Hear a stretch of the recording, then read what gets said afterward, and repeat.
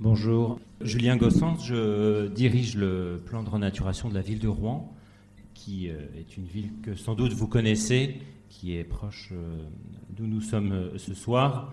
Alors je vais vous présenter, ce sera peut-être un peu technique, mais l'enjeu majeur en fait qui se présente à nous désormais réside dans le fait qu'il est indispensable de renaturer nos villes, puisque cet été encore nous avons connu un épisode qui a fait augmenter la mortalité en France de 10 000 personnes, et notamment dans les villes, par cette canicule impressionnante qui a concerné l'ensemble du territoire.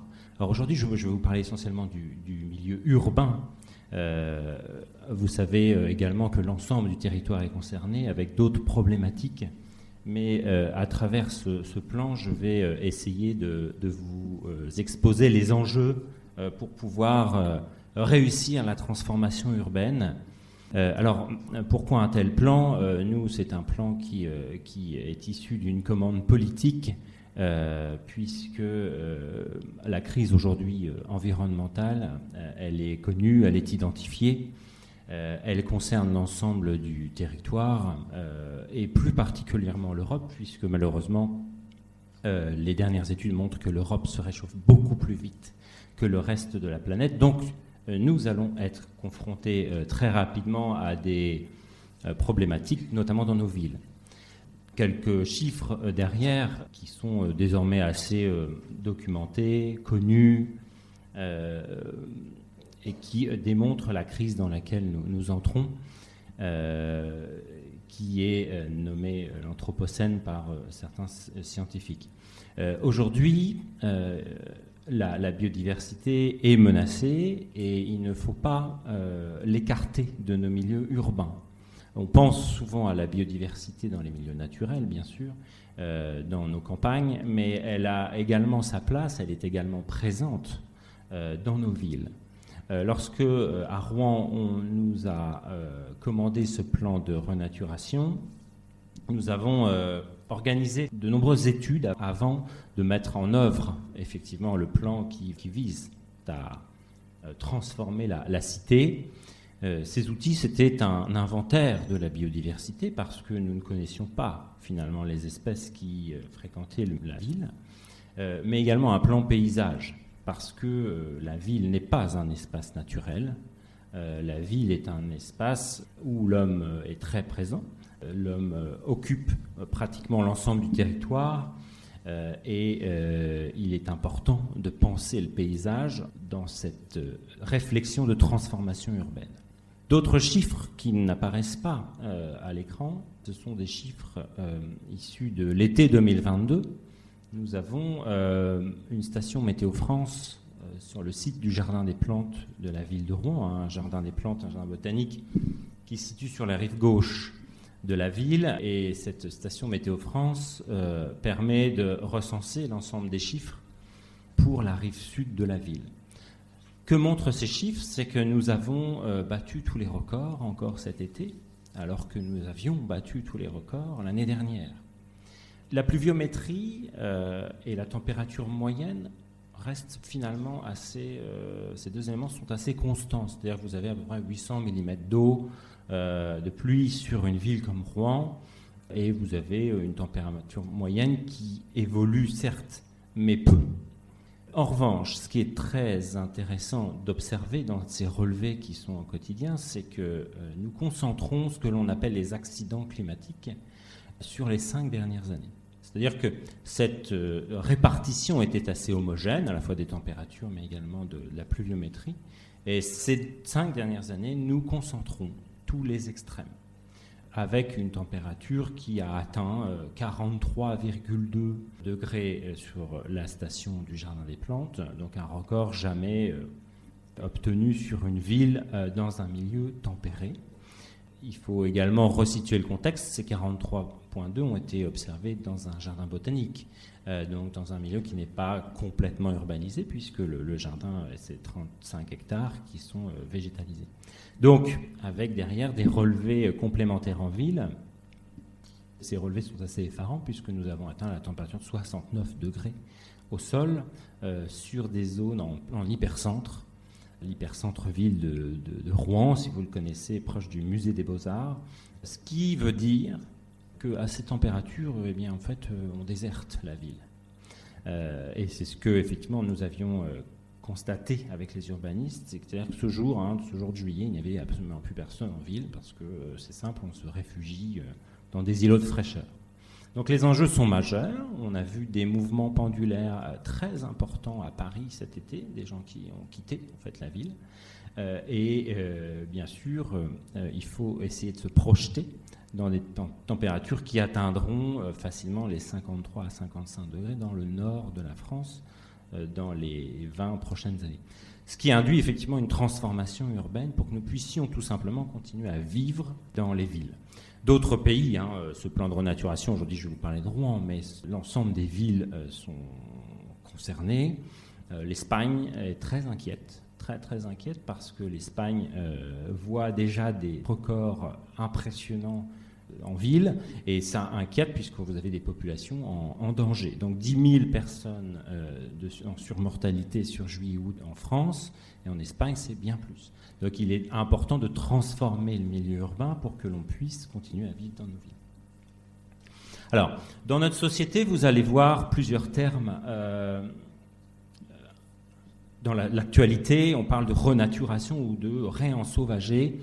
Écoutez, moi je pense que renaturer est intéressant dans les milieux urbains. Le réensauvagement va plutôt concerner d'autres milieux, même si ce concept est assez intéressant.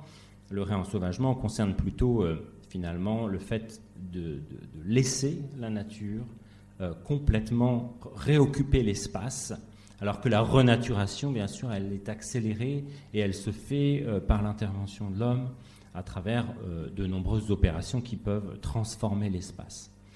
Il y a des projets intéressants, si vous vous intéressez au réensauvagement. Vous avez des gens comme Francis Allais aujourd'hui qui pensent reconstituer ce qu'on appelle une forêt primaire en Europe.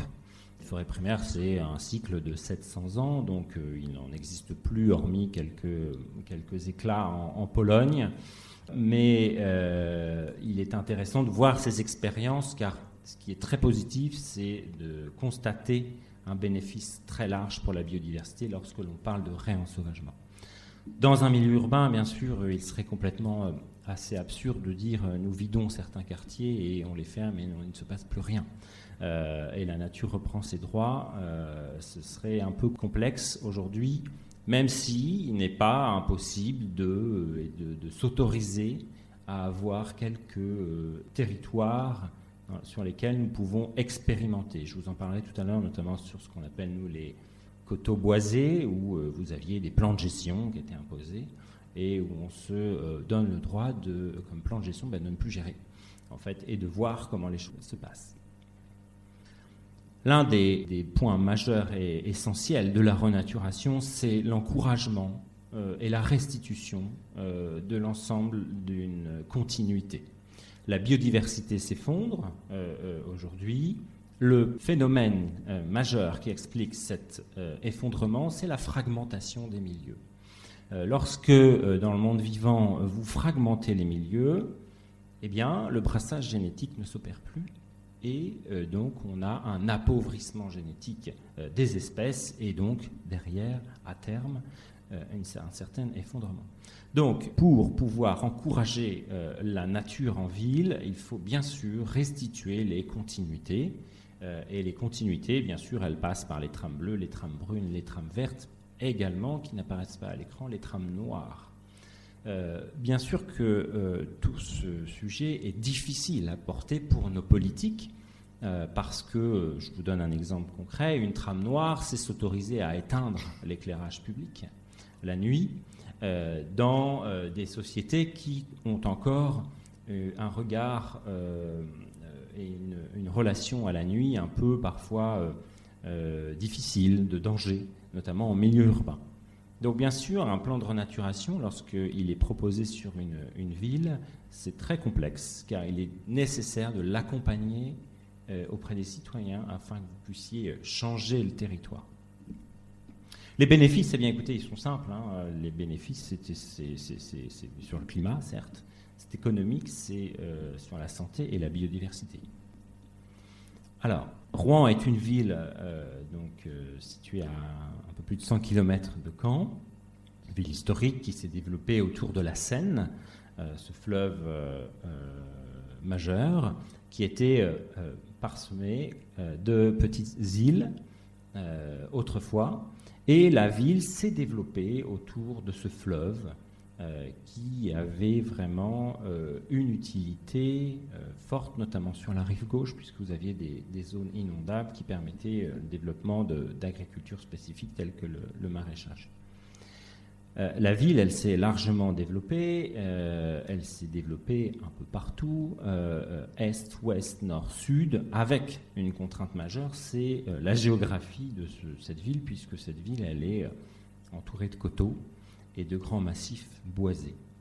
L'homme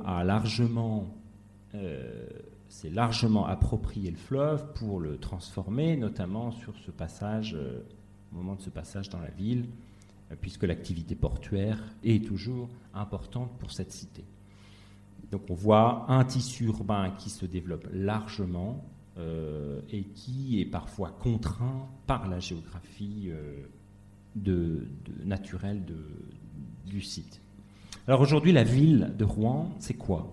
Ce territoire communal, c'est une petite ville, Rouen. Rouen, c'est une petite ville, c'est un peu plus de 110 000 habitants. Ce qui fait peut-être la grandeur, c'est l'agglomération, puisque l'agglomération atteint les 500 000 habitants. Mais la ville-centre, elle, reste très faiblement, et très petite, avec une densité de population assez importante. Voilà, je vous le disais, l'altitude, elle est cernée d'un ensemble de coteaux, avec ici la colline Sainte-Catherine. Si vous connaissez ce lieu qui permet d'avoir une vue sur la cité très intéressante, colline qui est aujourd'hui classée comme monument historique. Et puis ces coteaux nord qui viennent fermer la ville-centre qui va se développer au pied de ces coteaux, mais également les coteaux ouest qui sont eux très vastes et très boisés aujourd'hui. Ces coteaux se sont boisés au fur et à mesure du temps. La vallée de Seine, c'est un milieu naturel très intéressant. Ce sont des pelouses calcicoles. Pelouses calcicoles, ce sont ces pelouses calcaires typiques de la vallée de Seine qui regroupent des milieux assez remarquables. Une flore très peu connue des Normands, une flore méditerranéenne que l'on trouve naturellement sur ces coteaux puisque vous avez un sol pauvre, des espaces très ensoleillés, donc très sec l'été, et une flore assez remarquable avec une flore endémique, vraiment typique de ces milieux et uniquement présent sur la planète ici. La ville de Rouen, c'est un ensemble de bâtiments remarquables qui structurent le paysage. La cathédrale, nombreuses églises, l'abbatiale Saint-Ouen, l'église Saint-Maclou. Donc tout ce maillage de monuments historiques qui viennent rythmer le paysage, un paysage peuplé et un tissu urbain très dense, notamment sur le centre historique. Pour ceux qui ne connaissent pas Rouen, le centre est ici, avec les boulevards qui ont été construits sur les anciens remparts, et la rive gauche, elle, qui a été urbanisée bien plus tard, notamment avec le développement du faubourg Saint-Sever à partir du XVIIIe siècle. Et les quartiers portuaires qui sont ici à l'ouest, mais également ce que l'on appelle les Hauts de Rouen, les quartiers, ce qu'on pourrait dire sensibles aujourd'hui. Le patrimoine paysager de Rouen, c'est 17% de cette superficie. C'est peu, puisque nous intégrons également les terrains sportifs. Il faut savoir que la moyenne française, c'est 48 mètres carrés d'espace vert par habitant. Je crois que Caen est bien doté, si je ne me trompe pas, alors qu'à Rouen, nous sommes à 32 mètres carrés. Alors cette faiblesse du patrimoine paysager, elle s'explique par une ville dense et une ville qui n'a pas pu s'étaler du fait de cette géographie. L'OMS, aujourd'hui, précise qu'il faut tendre vers 40 mètres carrés d'espace vert pour être en bonne santé. Cette répartition, elle est très inégale, puisque sur les quartiers ouest de la ville, vous avez un patrimoine paysager extrêmement faible, qui est de 2 mètres carrés par habitant, alors que sur les hauts de Rouen, c'est assez paradoxal, les quartiers en difficulté sont extrêmement bien dotés. Alors, vous avez des forêts et des prairies. C'est une particularité. Rouen est ceinturé de grands massifs forestiers, notamment la forêt de Roumare, qui est un grand massif, une grande hêtraie, et qui, elle, vient lécher la ville, puisqu'elle touche pratiquement l'ouest de la cité. Et vous avez de nombreuses ceintures de forêts et de prairies qui viennent rythmer notamment le nord de la cité. Alors, il s'agit en fait des anciennes pelouses calcicoles, qui étaient des milieux très intéressants et qui se sont refermés avec le temps, avec la disparition de l'élevage, qui était très présent au 19e, et puis notamment des grandes opérations de boisement, notamment à l'époque de Jean Le Canuet, qui a été maire de Rouen, qui voulait planter de nombreux arbres. On est dans les années 70-80, si je ne me trompe, et il y a une grande volonté de boiser certains espaces, et donc on plante abondamment certaines pelouses calcicoles. Ce qui est un désastre écologique, puisqu'on perd ces milieux extrêmement riches, et on y trouve des milieux neutrophiles qui, eux, sont beaucoup plus pauvres. Alors la ville, ce sont aussi des parcs et jardins, des parcs plutôt d'esprit 19e sur la rive droite. Pourquoi ? Parce que la ville de Rouen se transforme largement, c'est une ville médiévale qui se transforme largement au 19e avec l'ouverture des grandes percées, la rue de l'Impératrice à l'époque, et donc qui deviennent désormais Jeanne d'Arc et rue Jean Le Canuet, qui sont ces grandes artères. On est au 19e, grande période d'hygiénisme, on ouvre les villes, et à l'angle des grandes artères, lorsque ces grandes artères se croisent, on crée des parcs. C'est le square Verdrel, c'est le jardin de l'hôtel de ville avec l'abbatiale ici, mais également quelques parcs sur la rive gauche, notamment le jardin des plantes, le jardin botanique, qui est un jardin, lui, historique, un jardin ancien. Les premières traces d'un jardin sur ce site remontent à 1691. Ce n'était pas un jardin botanique à l'époque, c'était un jardin privé. La sénatorerie ensuite s'installe sur ces terres, et au 19e, le jardin botanique créé par des médecins au 17e est transféré vers la rive gauche. Je vous parlerai tout à l'heure de l'importance des jardins botaniques. Les jardins botaniques ont pour fonction, je peux vous en dire 2 mots maintenant, ont pour fonction de conserver des collections. Certes, c'est très important, mais également deviennent des laboratoires expérimentaux pour nous, pour savoir ce que nous allons planter. Parce qu'il faut bien que vous compreniez que le paysage que nous voyons aujourd'hui est un paysage que nous ne verrons plus bientôt. Le changement est très rapide, beaucoup plus rapide que ce que l'on pouvait imaginer. Et donc, dans un plan de renaturation, il faut bien sûr végétaliser les villes, mais se demander ce que l'on va planter. Puisque aujourd'hui, la plupart de nos végétaux tempérés ne vivent plus dans nos villes. Un exemple concret, l'ensemble des 1700 arbres plantés l'hiver dernier, sur la saison 2021-22, donc 1700 arbres, 80% sont morts cet été.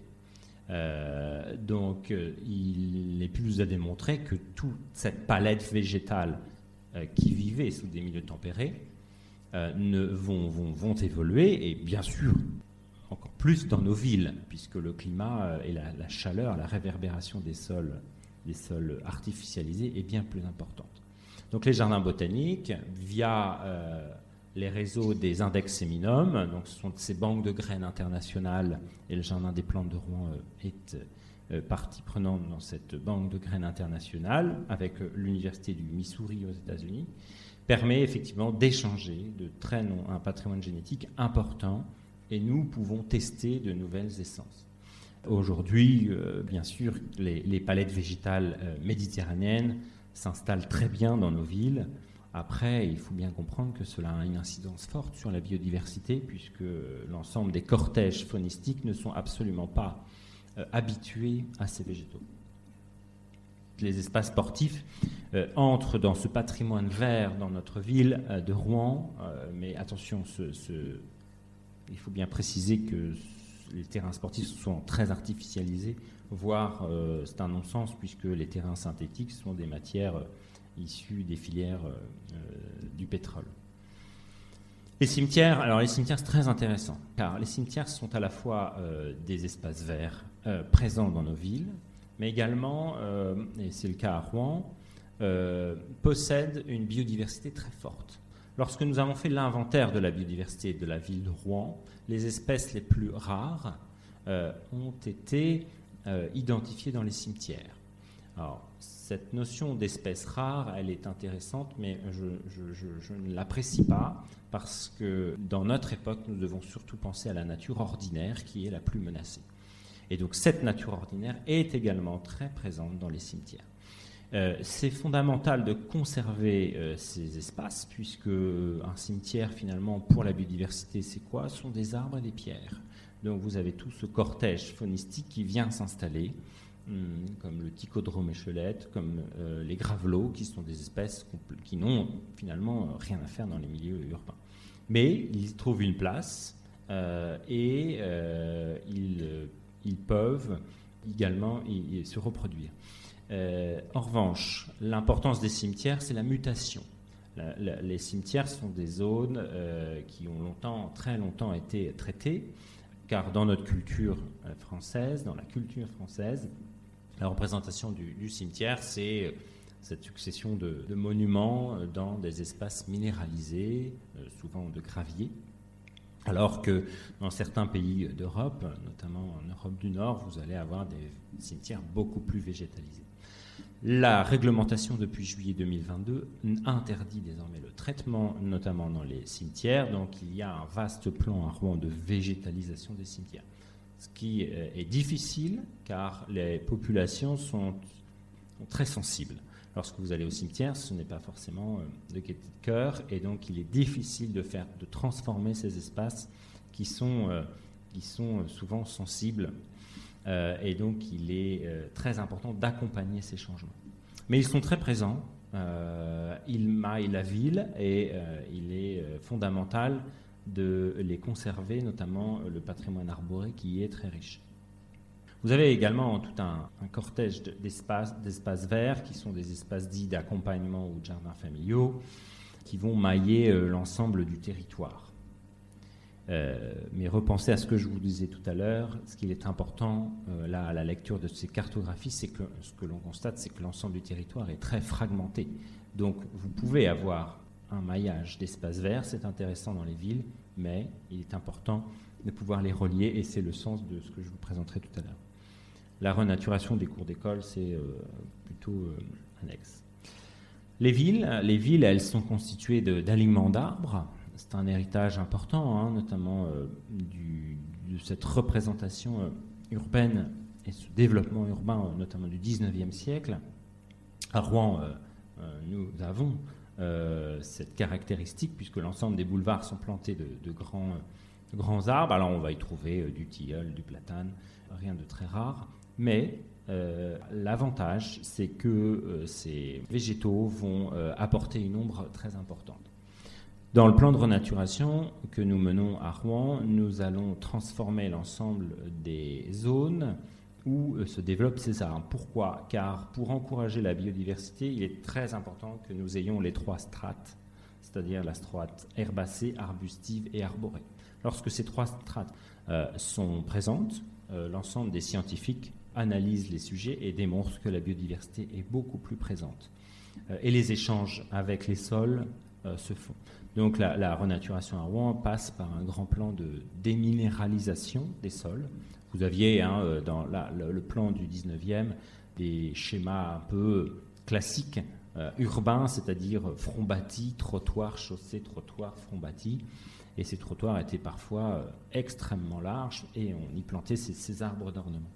Désormais, on essaye de déminéraliser plus de 30% de ces trottoirs pour pouvoir restituer le cycle de l'eau et bien sûr y planter tout un cortège de plantes sauvages en ville. Mais vous voyez, ce patrimoine arboré, il représente un peu plus de 2% du territoire. Alors, dans ce diagnostic, ce qu'on comprend, la difficulté d'une ville comme Rouen, c'est cette dichotomie avec des infrastructures très structurantes, notamment ces ponts. Lorsque une ville se développe autour d'un fleuve, eh bien, il faut pouvoir le franchir. Et ces ponts permettent de franchir cet obstacle majeur qui est le corridor bleu de la ville. Mais bien sûr, parfois, nous avons des obstacles qui sont infranchissables et c'est tout le travail qu'ont mené les architectes de la ville pour pouvoir restituer ces continuités, notamment à cause des grands axes de circulation qui traversent la ville. Alors, lorsque l'on a posé ce diagnostic, ensuite, nous avons travaillé un plan guide. Et ce plan guide, il dit que nous devons absolument créer des continuités nord-sud.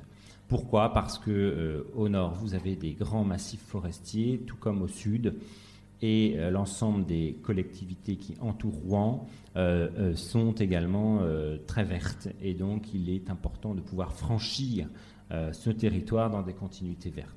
Donc, il a été identifié l'ensemble des zones qui vont pouvoir être végétalisées de façon abondante. Alors dans une ville anciennement moyenâgeuse et transformée certes au 19e, mais qui conserve un tissu dense, il n'est pas évident de trouver de la place pour pouvoir planter abondamment. Et donc les boulevards sont vraiment très ciblés. Et il est envisagé de renaturer profondément des rues comme la rue Jeanne d'Arc, qui sont historiquement des rues très circulantes. Tout ça, vous le voyez à travers une carte avec une projection qui peut paraître assez simple, mais l'accompagnement de tels changements est très difficile en milieu urbain, puisque vous avez des habitudes, et puis cette ville reste très sollicitée par la voiture. Et donc il est difficile d'écarter certains moyens de transport pour en développer d'autres et laisser place à la végétation en plein cœur de la ville. Ces continuités, elles doivent être également d'est vers l'ouest, car les massifs forestiers sont également sur l'ouest, mais également sur l'est. Et sur l'est, vous avez cette particularité d'avoir des valleuses humides, avec de nombreuses rivières, des milieux plutôt riches, puisque les milieux humides restent des milieux extrêmement riches. Lorsque l'on projette ces continuités vertes, on peut y voir une charpente verte qui commence à s'établir et qui sera vraiment l'objectif à atteindre pour pouvoir offrir des corridors écologiques et une vraie trame verte à travers la ville. C'est ce que je vous disais tout à l'heure, sans continuité, ça ne fonctionne pas. Donc il est vraiment majeur, essentiel, de pouvoir créer l'ensemble de ces corridors et de relier notamment tous les grands jardins pour pouvoir les relier bien sûr entre eux et les relier à la Seine grâce à ces continuités vertes. Il est identifié des grands sites opérationnels. Ce sont tous ces sites. Le foncier est peu disponible dans une ville.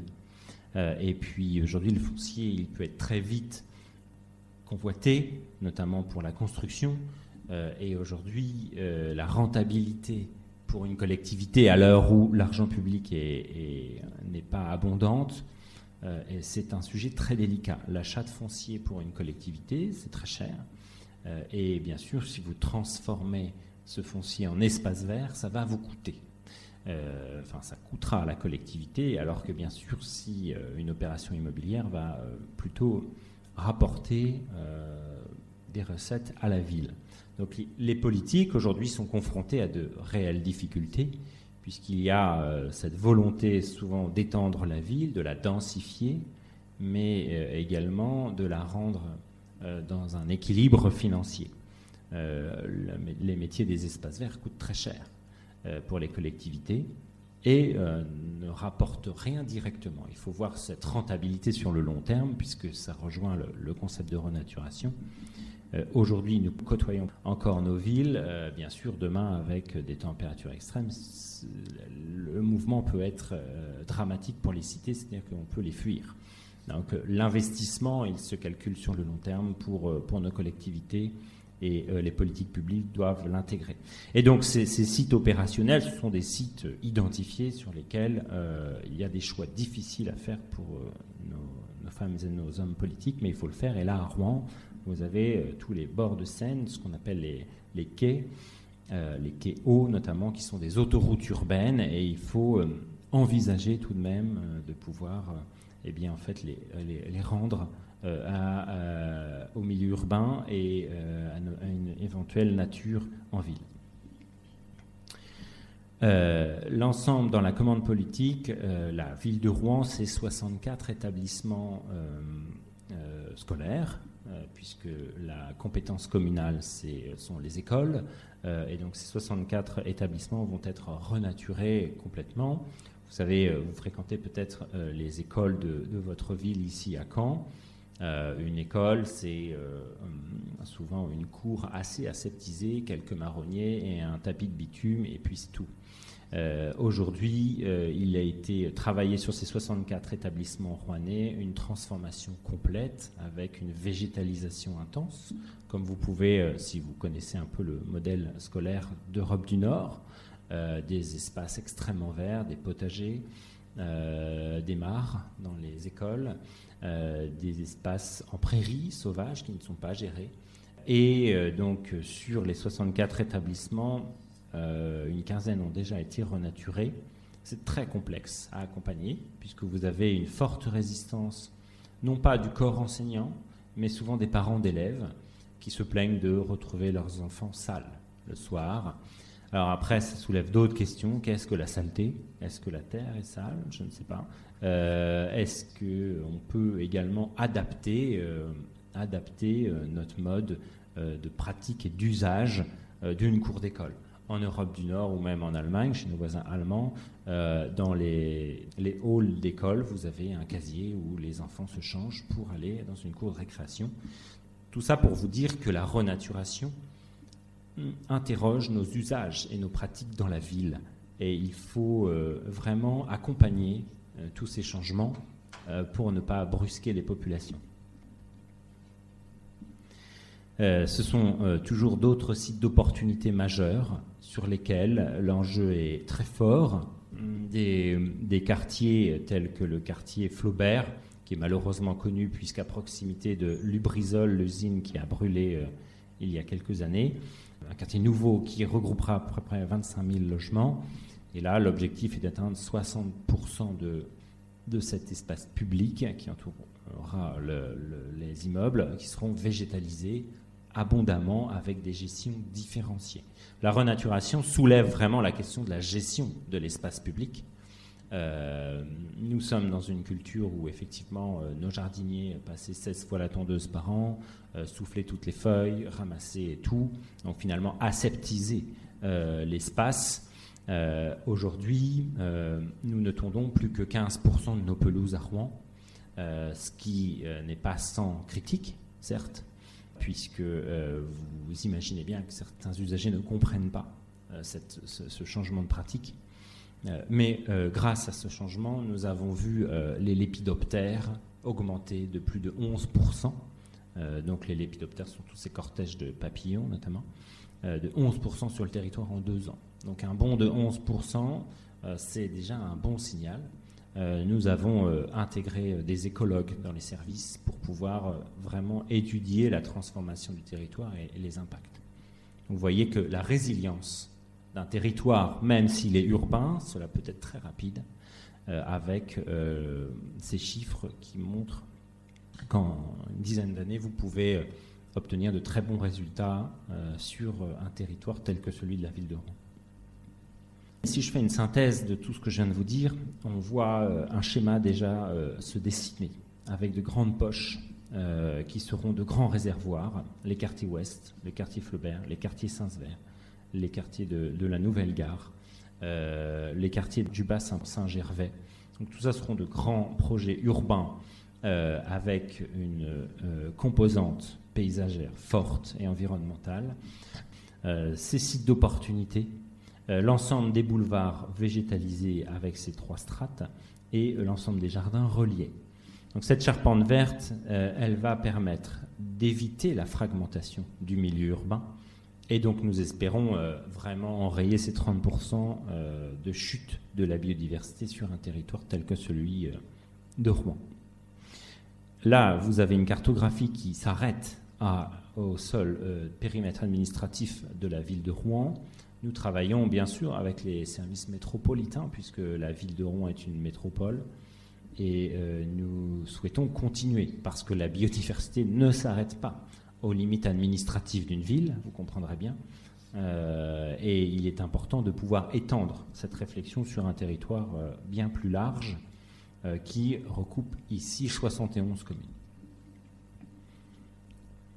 Voilà le projet, l'existant, le futur et l'ensemble de ce projet de renaturation va nous permettre d'atteindre entre 25 et 30% d'espaces paysagers naturels.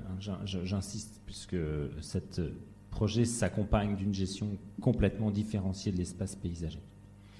Aujourd'hui, c'est 17%, rappelez-vous. Si je retiens les terrains de sport, nous sommes à 13%. Donc le bond est important pour cette ville, est majeur et très délicat, puisque ça induit une transformation complète du paysage urbain, avec bien sûr l'ensemble des difficultés et des atouts que cela va générer. Nous souhaitons prolonger l'ensemble de la réflexion, puisque voici la métropole de Rouen, la ville-centre se situe ici, et vous avez tous ces grands massifs forestiers situés ici à l'ouest avec la forêt de Roumare, ici au sud avec la forêt de la Lande-Rouvray, au nord avec le grand massif de la forêt verte, et ici sur l'est avec les massifs forestiers un peu plus fragmentés mais qui existent tout de même. L'objectif étant de relier l'ensemble et de restituer ces formes et ces milieux naturels. Voici quelques exemples qui ont été projetés. Alors, si vous connaissez Rouen, je l'ignore. Rouen est une ville qui donc, se structure de grands axes. Jeanne d'Arc et ici République. La rue de la République, elle, permet le lien entre les quais, rive droite, mais également l'hôtel de ville, l'abbatiale Saint-Ouen. Donc ici, nous sommes sur une structure très classique, ce que je vous disais tout à l'heure, front bâti, trottoir chaussée, trottoir front bâti.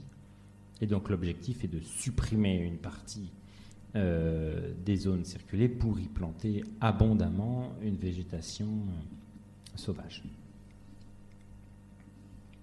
C'est la création de nouveaux jardins dans les sites d'opportunité. C'est très intéressant. Alors si vous connaissez Rouen, vous avez ici l'Être Saint-Maclou, qui est un site majeur et historique de la ville. Vous avez le quartier ici des Antiquaires.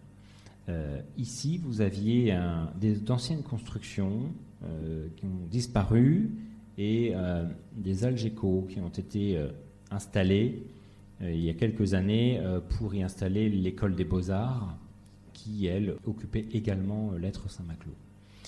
Lorsque l'école des Beaux-Arts a déménagé sur les Hauts-de-Rouen, le foncier s'en est trouvé libéré. Et bien sûr, le foncier avait une destination cible, c'était la construction. Vous imaginez, nous sommes en plein cœur historique de la ville de Rouen. La construction, le mètre carré est très cher et l'acte politique actuel a été de dire non, nous ne construirons pas et nous créerons de nouveaux jardins pour la population. Nous avons suggéré cet espace. Pourquoi ? Parce que ici vous avez déjà quelques éléments verts, c'est-à-dire des arbres. Nous allons créer un jardin au sol. Vous avez des jardins privés qui sont proches. Et donc lorsque vous venez intégrer ce futur jardin, vous avez un ensemble qui commence à se créer et qui seront reliés par la rue Géricault vers la place Saint-Marc, qui elle-même sera paysagée et végétalisée.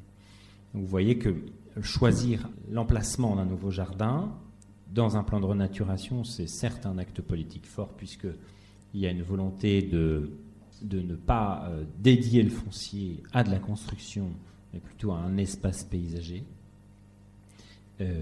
mais également de considérer le projet dans un ensemble pour qu'il y ait cette continuité. La place du Général de Gaulle, qui est cette place aujourd'hui dite de l'Hôtel de Ville, sera profondément transformée pour y accueillir des espaces vraiment plantés abondamment, avec des prairies au sol. Ça induit sur un plan urbain des changements. Vous avez ces grands vides dans les villes que sont ces places. Ils ont une fonction, et en termes urbanistiques, c'est très important, la place. Mais aujourd'hui, ces places, notamment celle-ci, a été totalement désertée au mois de juillet 2022, puisqu'aujourd'hui, vous n'avez absolument pas de couvert végétal. Et l'enjeu dans ces projets d'aménagement, c'est de se dire comment je peux végétaliser abondamment, faire entrer la nature en ville, tout en n'écartant pas les usages. Les usages ici, ils sont festifs, ils sont également sportifs, puisque vous avez beaucoup de skateboards ici qui sont utilisés. Et puis vous avez une occupation commerciale avec tout un tas de bars qui viennent occuper l'espace. Donc les projets sont ambitieux. Également, on a un monument historique, l'abbatiale Saint-Ouen, qui est en pleine rénovation. Avec ici, la photo est tronquée, mais si on la prolonge, un futur parvis qui sera végétalisé. Donc l'enjeu, c'est bien sûr de végétaliser ces villes, ces grands vides, pour pouvoir offrir ce qu'on appelle des îlots de fraîcheur dans ces épisodes caniculaires de plus en plus importants et sévères pour la population. Mais l'avantage également, il est que nous pouvons récupérer les eaux pluviales des villes et donc avoir une désimperméabilisation des sols et restituer le grand cycle de l'eau grâce à ces zones qui sont rendues à la nature. Voilà les projections. Donc si vous connaissez Rouen, la colline Sainte-Catherine, la rue de la République, qui elle vient rejoindre la Seine et les quais, et bien sûr cette grande place qui sera ensuite une place jardin, et tout un tas de jardins, notamment historiques, peut-être aux abords de l'abbatiale, puisqu'il y avait un jardin Renaissance il y a bien longtemps sur le secteur. Mais tout ça pour vous dire que la continuité, elle est à chaque fois essentielle dans notre réflexion. C'est-à-dire que vous avez le jardin de l'Hôtel de Ville qui existe, une future place qui est très grande et qui sera végétalisée, un axe qui va relier l'ensemble de la Seine et qui sera végétalisé pour la reconnecter au coteau calcaire de la colline Sainte-Catherine. D'autres sites d'opportunité, ces sites d'opportunité, ils nous permettent également de valoriser un patrimoine, puisque ce que je disais en préambule, c'est que nous sommes dans un milieu urbain et il y a souvent du patrimoine, un patrimoine riche. Et ici, l'existence d'une structure Eiffel a été vraiment très connue des architectes rouennais et elle est privée aujourd'hui. Donc là également, ce serait acquérir cet espace, restituer cette structure Eiffel et y planter un jardin nouveau qui permettrait une connexion avec la Seine et l'ensemble des boulevards plantés.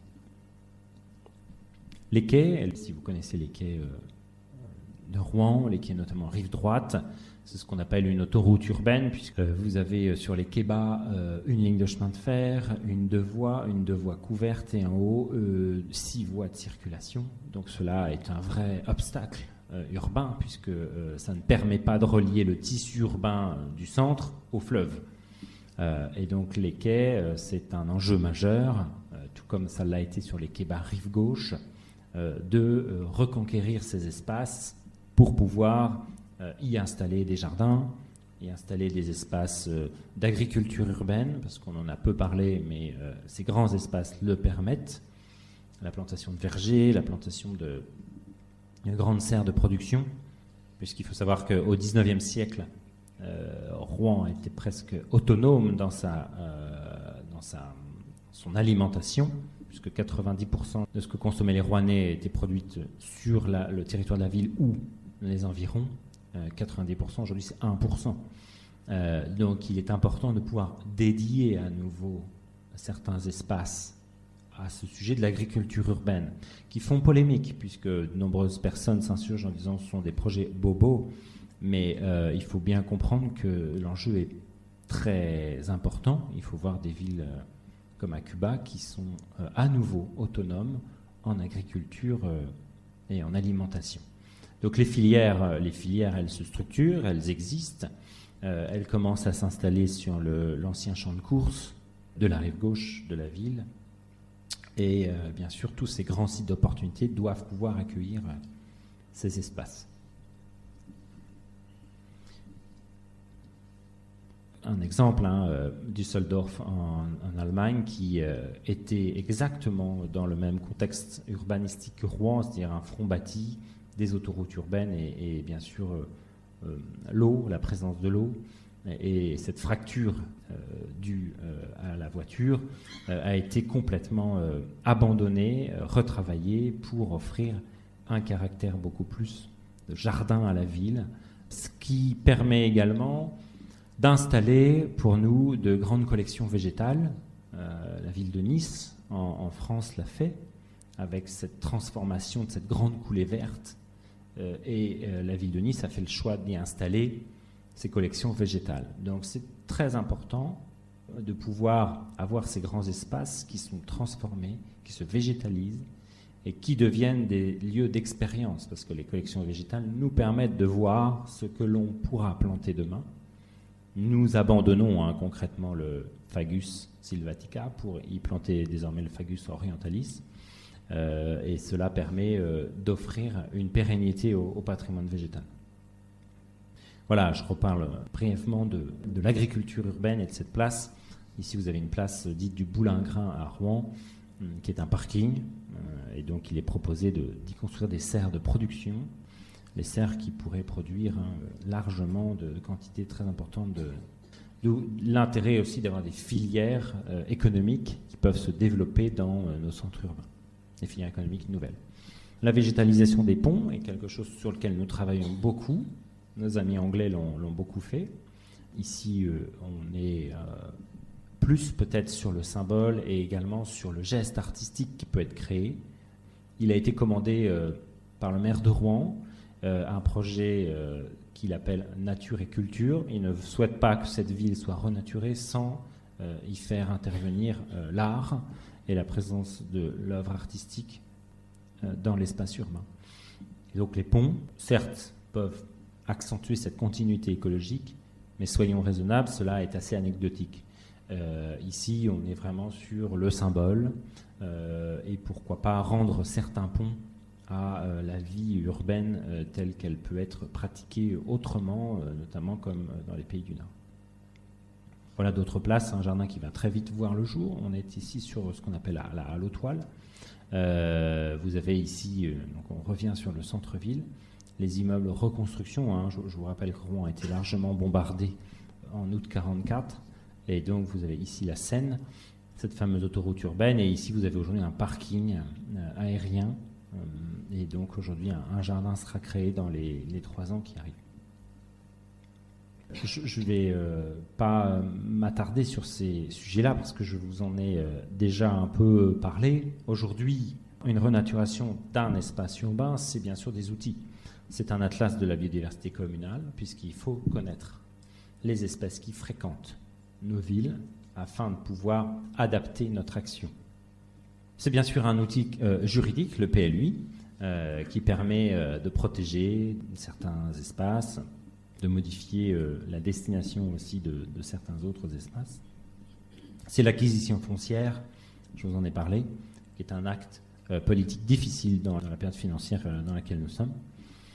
Et ce sont bien sûr d'autres actions comme le permis de végétaliser, puisqu'il faut bien sûr utiliser le levier de l'espace privé également dans nos villes pour pouvoir renaturer. Alors l'espace privé, ce sont tout ce maillage de petits jardins ou de grands jardins, parce qu'il existe de grands jardins, notamment à Rouen, jardins privés, sur lesquels nous devons accompagner l'ensemble des citoyens pour y installer une flore sauvage, adapter la gestion, éviter l'extraction de matière.